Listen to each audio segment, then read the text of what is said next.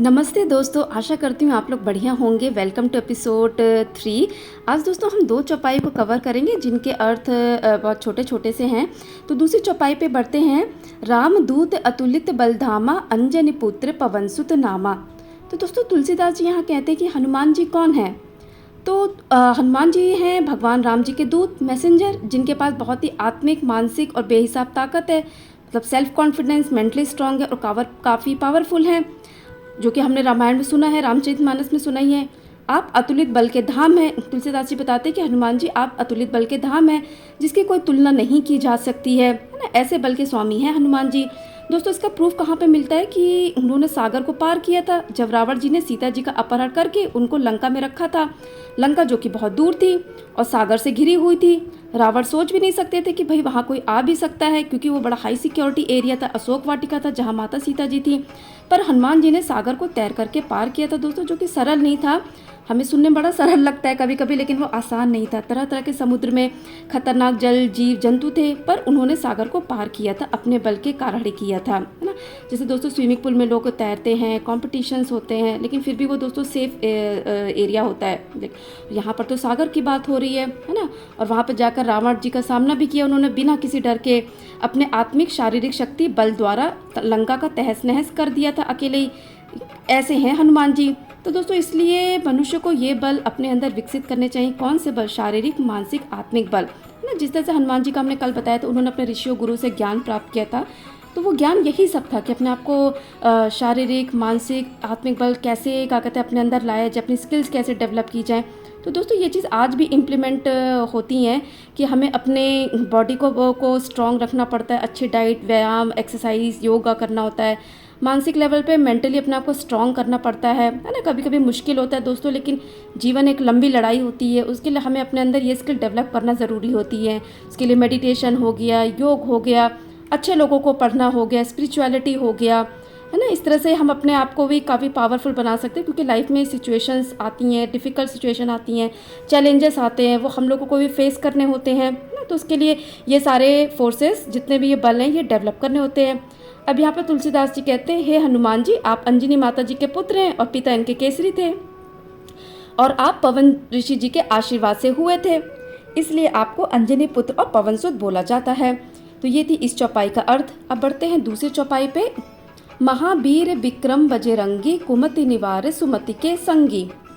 तो दोस्तों इसका अर्थ है, यहाँ पर दोस्तों महावीर अभी तक का केवल दो लोगों को ही बोला गया है। एक भगवान वर्धमान महावीर जी, जो कि जितेंद्रिय थे, मतलब जिन्होंने अपनी सारी सेंसेस पे कंट्रोल कर लिया था, और एक है हनुमान जी।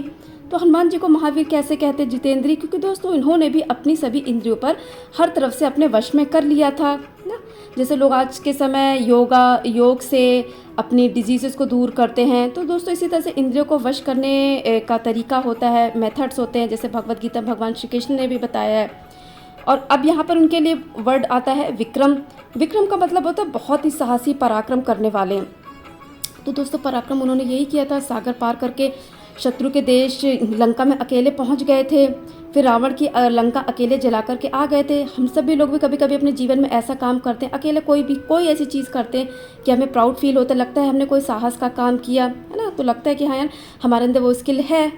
और उसके बाद दोस्तों लक्ष्मण जी के उन्होंने प्राण बचाए थे संजीवनी बूटी को ला करके, और भयानक राक्षसों डेमन्स को मारना था। उसमें जो सुरसा राक्षसी का आता है कि उन्होंने जब सुरसा जी ने उनकी परीक्षा ली थी, तो हनुमान जी कैसे उनके मुंह से बाहर निकल करके आ गए थे अपनी स्किल्स का यूज़ करके। तो दोस्तों ये साधारण काम नहीं है। इन्होंने ऐसे इस तरह के बहुत काम किए थे जो इनके विक्रम होने के, पराक्रम होने के प्रमाण देते हैं। दोस्तों पूरी हनुमान चालीसा में हनुमान जी ने अपने लिए कुछ नहीं किया, जो कुछ किया दूसरों के लिए किया। पूरी हनुमान चालीसा हमको सीख बहुत देती है कि अपने अंदर हमें स्किल्स कितनी डेवलप करनी होती हैं। जो हमें जीवन मिलता है उसमें यह है कि हमें अपने स्किल्स डेवलप करनी है, ताकि जीवन में हमारी जो भी परिस्थिति आ रही है हम उसको फेस कर सकें। ओके, अब आता है उनके लिए वर्ड बजरंगी। तो दोस्तों बजरंगी का मतलब होता है जिसके शरीर के अंग वज्र के समान कठोर हों, हार्ड हों।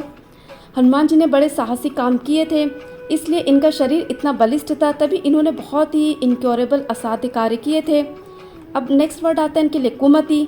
कुमति मतलब होता है दोस्तों हनुमान जी बुरी आदतों, अशुद्धि का निवारण दूर करते हैं। और किसका साथ देते हैं? अच्छी शुभ बुद्धि वालों का। तो जो लोग भी अच्छी शुभ बुद्धि वाले हनुमान जी उनका साथ देते हैं। तो दोस्तों इसमें से अगर कभी कोई किसी के अंदर कोई बुरी आदत है बट वो इंसान अगर बदल गया है ना, अच्छी आदतें उसने अपना ली, तो ऐसे नहीं कि भगवान उनका साथ नहीं देते, भगवान हर किसी इंसान का साथ देते हैं और शुभ बुद्धि वालों का बहुत साथ देते हैं। और इसीलिए रामायण के अनुसार हनुमान जी ने दोस्तों सुग्रीव का साथ दिया था, बाली का नहीं दिया था ना। ये रामायण में रामचरितमानस में हमने देखा था कि सुग्रीव जी का वो साथ देते हैं, बाली जी का नहीं देते हैं। तो दोस्तों ये थी दोनों चौपाइयों का अर्थ। आशा करती हूँ कि आपको समझ में आ रहा होगा। थैंक यू दोस्तों। मेरा छोटा सा चैनल है जो मैंने रिसेंटली ही जल्दी ही क्रिएट किया था और हनुमान चालीसा की सीरीज़ में मुझे व्यूज़ मिल रहे हैं। व्यूज़ से ज़्यादा दोस्तों मेरा इंटरेस्ट इसमें था कि हाँ, लोग ज़्यादा से ज़्यादा इसको डिटेल में जाने। मैं इसको एक एक लाइन में भी ख़त्म कर सकती थी बट मैं चाहती थी कि लोगों तक का ये अर्थ और गहराई तक का, जितना मैंने पढ़ा है, मुझे यूट्यूब पे एक ही दो लोग थे जिनका मैं एक्सप्लेन कर रही हूँ गहराई में अर्थ थे, ईशान महेश जी और आचार्य प्रशांत जी का।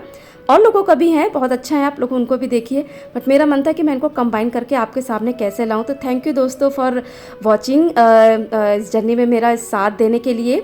तो दोस्तों कल हम एपिसोड्स को कंटिन्यू करेंगे। हम कल फिर एक साथ 2 या 3 चौपाई ले सकते हैं। तब तक के लिए दोस्तों थैंक यू फॉर वॉचिंग। जय श्री राम, जय हनुमान जी, जय बाबा तुलसीदास जी की।